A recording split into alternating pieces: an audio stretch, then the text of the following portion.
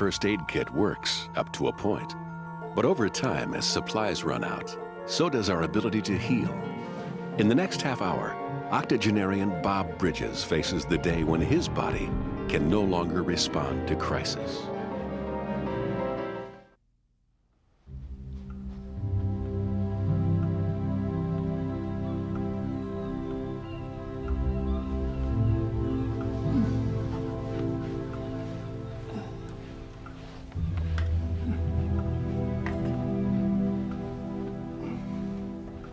Bob Bridges' body has carried him through 87 years of life,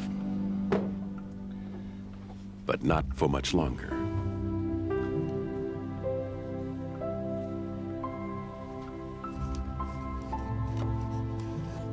Time has worn Bob's body out.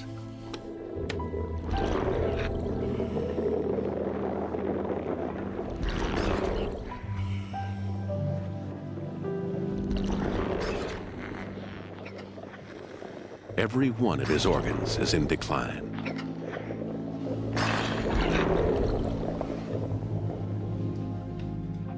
Our bodies have evolved to last only long enough to pass our genes to the next generation. Once we have reproduced and reared our children, we are all dispensable. Bob fulfilled his biological purpose long ago. He's living on borrowed time.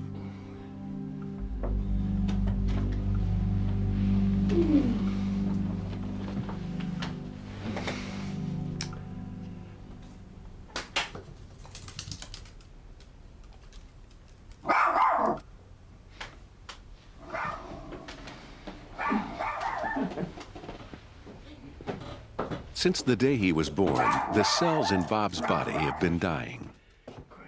But his body is designed to replace them. Look, Qwerty, it's from Ralph.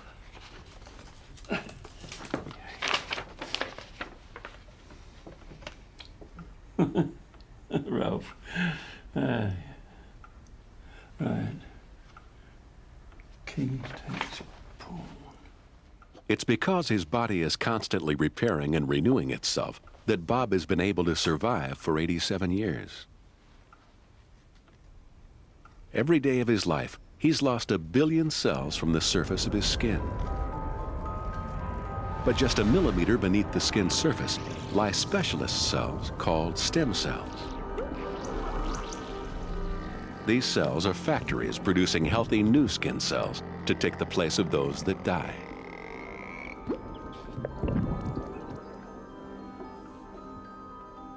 Bob has different kinds of stem cells all over his body.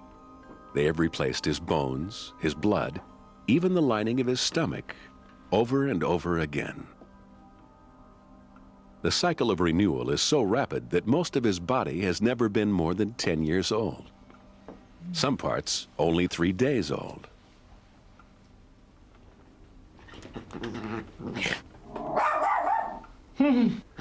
Fancy the West Beach today?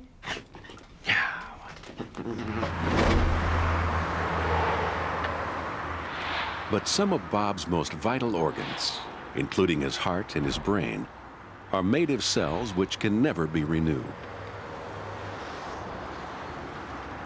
These cells have suffered almost 9 decades of toxic damage. They have been attacked by pollution and ultraviolet light. But even in the cleanest environment, cells get damaged because they generate their own pollutants.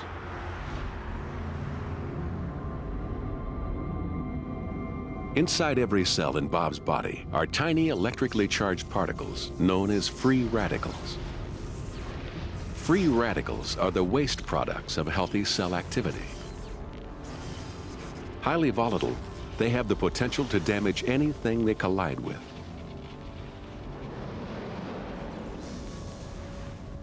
At the heart of the cell is its blueprint, its DNA.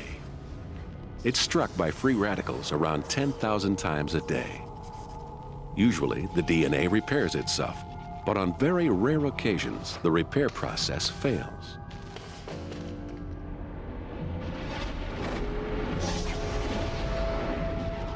With an altered blueprint, the cell's behavior becomes unpredictable. The body's solution is drastic. A cell with severely damaged DNA is programmed to commit suicide. With every passing day, more and more of Bob's cells die, and the stem cells which manufacture new cells are dying too. Bob is quite simply wasting away.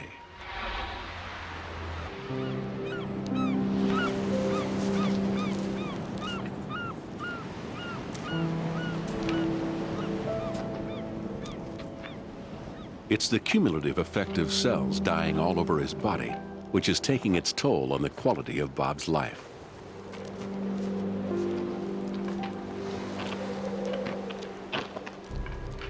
When he walks, Bob's brain sends signals to stimulate the muscles in his legs.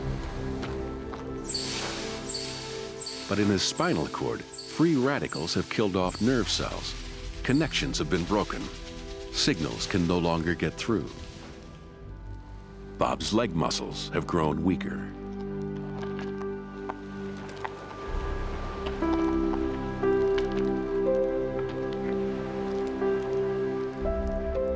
These weakened muscles need more oxygen to keep them moving.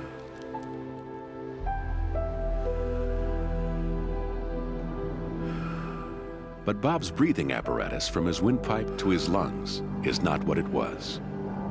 He's lost 1/6 of the delicate surface which absorbs oxygen into his blood. His breathing is shallow and inefficient.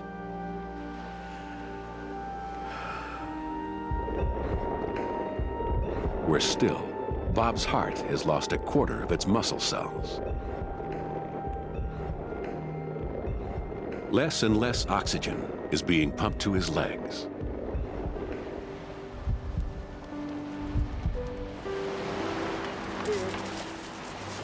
He used to be able to run at more than 10 miles an hour.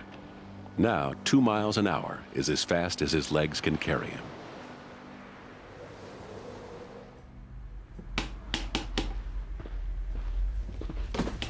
Oh, it's Grandad.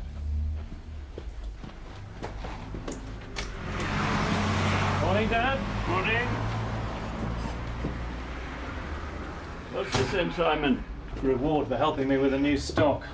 Would never happen in my day. You only sold typewriters. So you think you need the practice then, do you?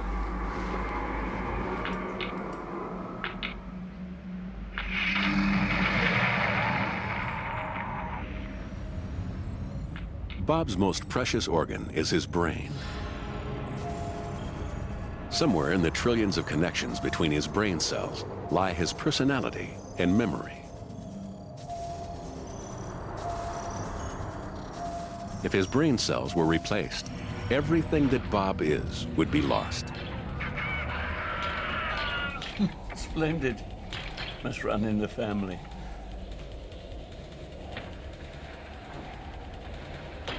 It's not that brain cells don't die. Free radicals, and even the odd bump on the head, have contributed to Bob's brain losing 50,000 cells each day of his life. But because we're born with many more brain cells than we ever use or need, the effects of a shrinking brain take a long time to show.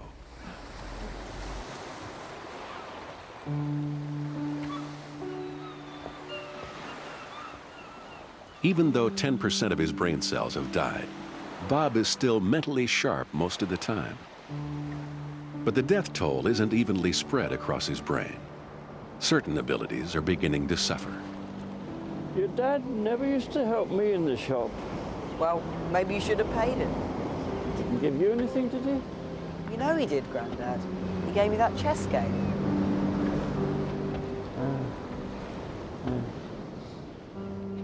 Deep in Bob's brain is an area called the hippocampus.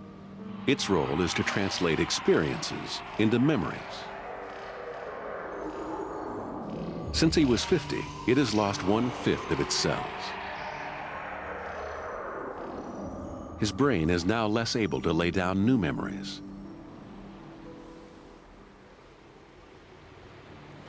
This may explain one of the paradoxes of old age, that Bob can't remember recent events as well as he can recall experiences from his distant past.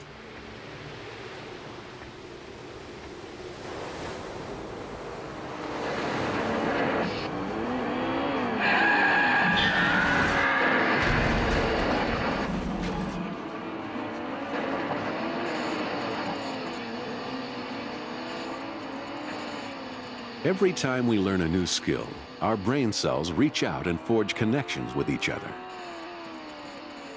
But over the years, Bob's brain has become less able to make these fresh connections. It's more difficult for him to learn new skills. The organs which feed information to Bob's brain are degenerating too. In his inner ear, years of noise have destroyed sound-sensitive cells.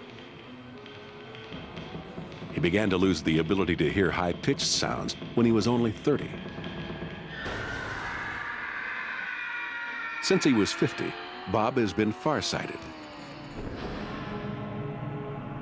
Ironically, his sight has been damaged by his body's own efforts at repair.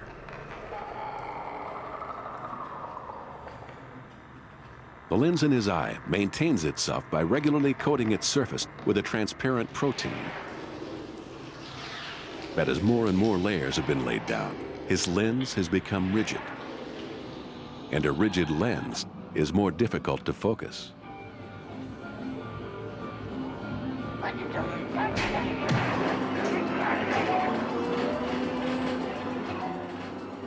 Bob's senses may have suffered the ravages of time, but the skills he's practiced throughout his life are still as sharp as ever.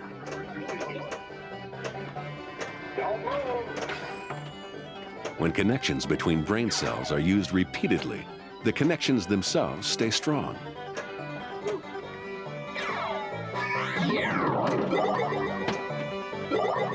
Might be a new table, but still the same old game.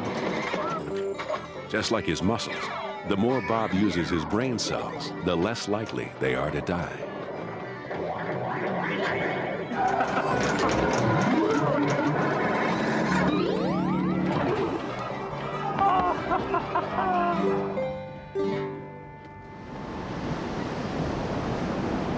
See you tomorrow. Simon, thank you for letting me beat you at pinball.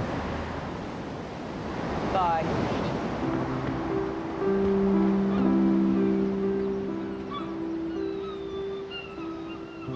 Bob has kept himself alert and alive for nearly 90 years. But the truth is, that's far longer than humans were designed to survive. And now, Bob's losing his grasp on life.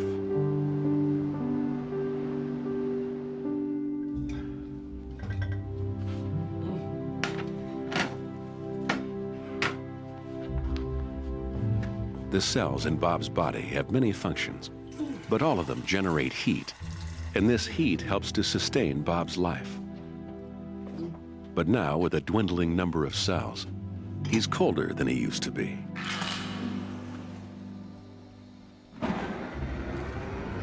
Even worse, Bob is less able to conserve his body heat. Our temperature is controlled by the blood vessels in our skin. When we're hot, they expand to give out excess heat. When we're cold, they constrict to divert blood and heat into the core of our bodies. But Bob has lost this ability. Even though he's cold, the blood vessels in his hands are still losing heat to the outside world. Like old pipes coated with deposits, his vessels are coated with fat and calcium. His central heating system is no longer working as it should.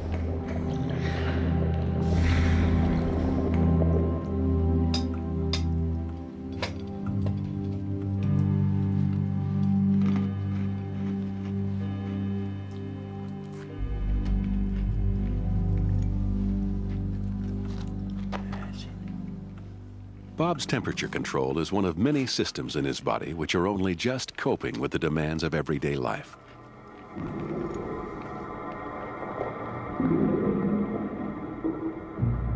In Bob's stomach, His lunch is broken down by digestive acid. His stomach shields itself from this acid with a cellular lining.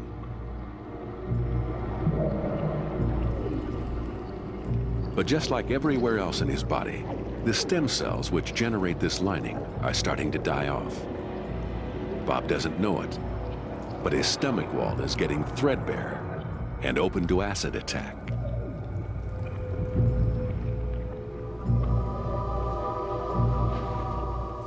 For most of us, this would pose no real danger. But in Bob's increasingly fragile state, it could easily become life-threatening.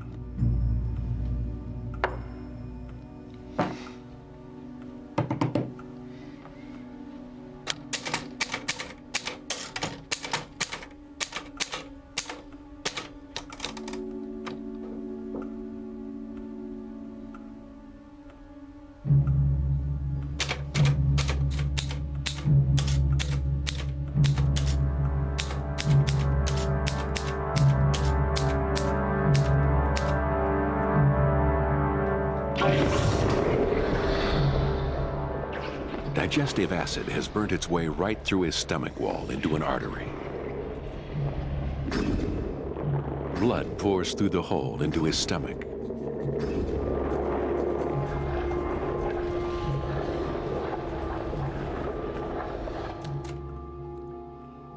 But all Bob feels is a little queasy and lightheaded.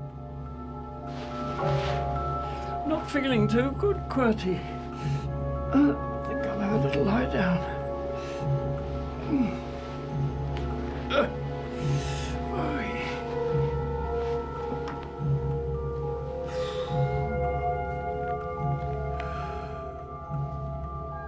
Bob is in very little pain, but his body is just too old to cope with this crisis.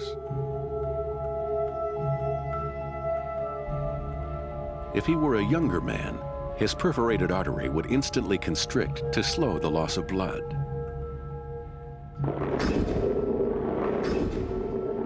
But his aged, clogged blood vessel is too stiff. Pints of blood are pouring into his stomach.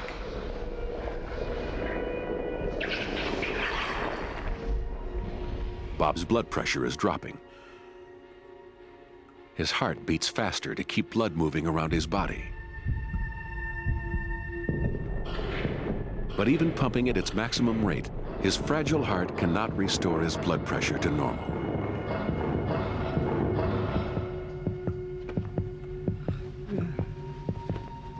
Not now, Qwerty. Not now. For Bob, this is the beginning of the end.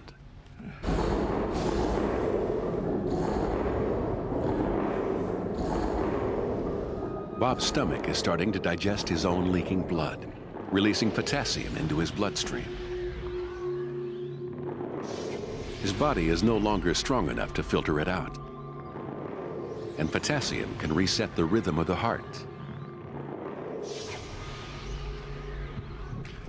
Bob's heart starts to beat irregularly. For the first time in nearly 90 years, the supply of blood and oxygen being pumped around his body falters.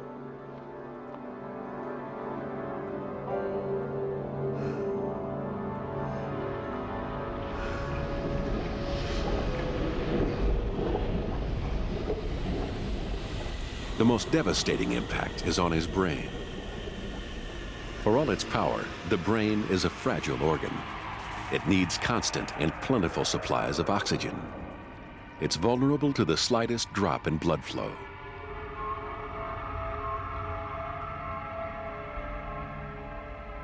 In a vain attempt to conserve energy, Bob's brain suspends all activity except that which keeps his body functioning.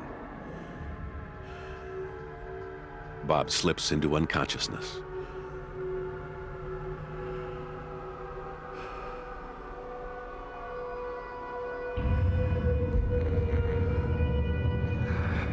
His heart is pumping so little blood, it can no longer support its own beat.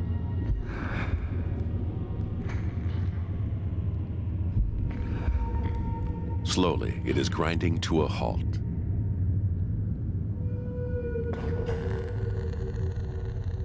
the traffic of blood around Bob's body has ceased. Death is now inevitable. Though Bob is still breathing, there is no oxygen getting to his cells. The cause of each death is as individual as the life which preceded it. But the order in which the body shuts down is always the same. The first cells to die are in the brain. As death approaches, they release waves of morphine-like chemicals called endorphins, which blot out any anxiety or pain. Dying cells in his visual cortex start to fire off signals at random. Although his eyes are shut, it's as if he's seeing. This may explain the tunnel of light which many people report when brought back from the brink of death.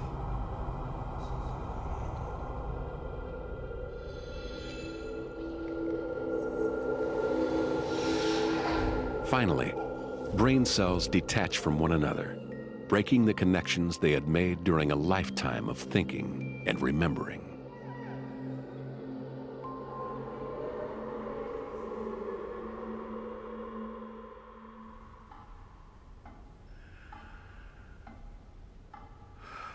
Bob's brain is dead. Now, all remaining body function ceases.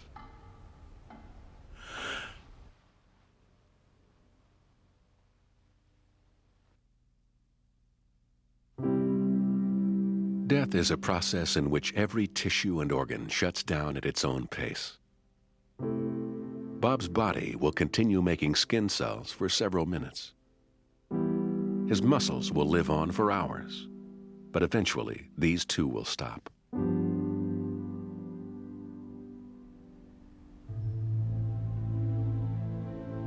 As cell after cell ceases its activity, Bob's body stops generating its own heat. With its internal fire extinguished, it starts to cool towards the temperature of the room.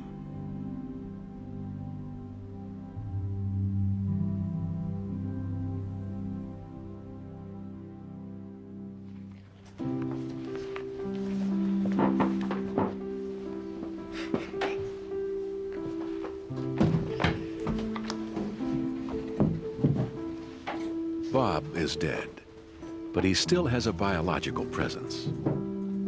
The blueprint for his cells, his DNA, has been passed down to his son, and from his son to his grandson.